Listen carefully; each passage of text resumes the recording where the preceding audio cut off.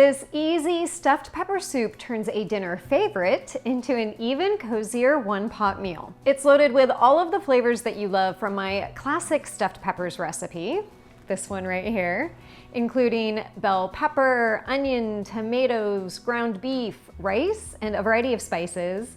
And it's served up in one comforting bowl that is perfect for chillier weather. I honestly love soup recipes like this as they're perfect for meal prepping, and you can easily reheat just one single serving when you want a hearty meal in just a minute or two. So long story short, this recipe is easy, healthy, comforting, nourishing, hearty, and I think you're gonna love it. So let me show you how to make it. When I first made this soup recipe, I was truly surprised at just how similar the flavors were between my classic stuffed peppers and this soup version. If I'm being honest, I thought that maybe the flavors would be watered down or the meal wouldn't feel quite as hearty, but that didn't happen at all. It literally tastes like my stuffed peppers, but in soup form. So to get started with prepping the layers of flavor in this soup, dice one onion, and when you're done with that, add it to a bowl and just set it off to the side because there's a few more things to chop. In the classic recipe, bell peppers are the outside holding device for chunky filling goodness. But for this version, you'll dice up 2 bell peppers so that they can simmer away inside the soup, imparting their sweet and unmistakable flavor. You can use any color bell peppers in this recipe.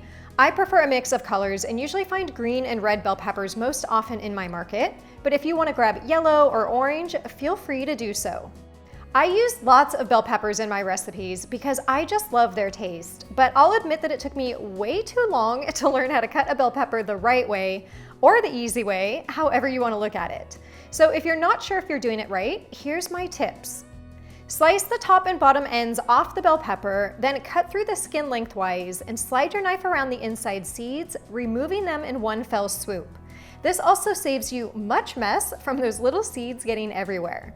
Then cut that one large piece into strips, but make sure that you're slicing down on the inside edge, not the outer edge, which is harder for your knife to penetrate.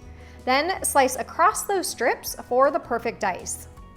But you're not done at this point because you don't want to waste those top and bottom pieces. Just slice around the stem and then dice them up as well. When you're done, you'll have hardly any vegetable waste and you can transfer your diced bell pepper on top of your onions into the bowl. Next up is garlic, and I'll just go ahead and smash and peel 4 garlic cloves so that they're ready to mince over by the stove. Now, side note, the papery peels of garlic are literally the bane of my existence in the kitchen because they always seem to make their way to my floor.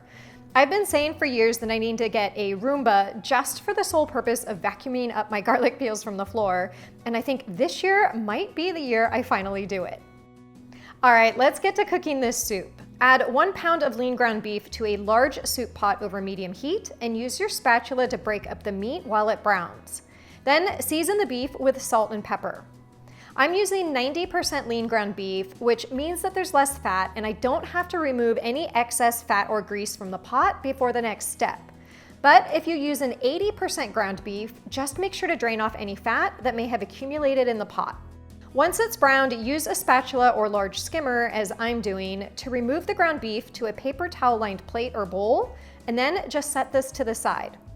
Add a tablespoon of olive oil to the pot, and then dump in the diced bell pepper and onion.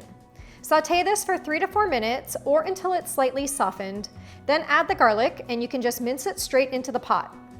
Add the spices, which includes half a teaspoon of dried basil, half a teaspoon of dried oregano, and half a teaspoon of dried thyme. If you don't have those individual spices, you could also add 1.5 teaspoons of Italian seasoning. Stir the garlic and spices for another 30 seconds or so, then add the ground beef back to the pot along with 2 14.5-ounce cans of fire roasted tomatoes, 1 15-ounce can of tomato sauce, and 2 cups of beef broth. If you can't find fire roasted tomatoes, you can also use plain diced tomatoes, but fire roasted tomatoes add so much more flavor. And I'm also using low sodium on all those cans as I like to control the amount of salt. Give that a stir so that it's fully combined, bring it to a simmer, add the lid, and let it simmer covered for about 20 minutes. Now, while the soup is simmering, you can make the rice, or you can meal prep 2 cups of rice ahead of time. It's up to you. I have a separate video on how to make perfect rice, so feel free to give that a watch. But it's as simple as adding rinsed rice and water to a small pot, giving that a stir, bringing it to a boil, covering the pot, and cooking it for 13 to 15 minutes. I actually prefer my rice a little bit on the al dente side for this recipe, as the rice will continue to soften when it's added to the soup. After 20 minutes, your soup is virtually done and your kitchen will smell amazing from all those Italian spices. Add the rice to your soup pot and give it one last stir to mix it all together.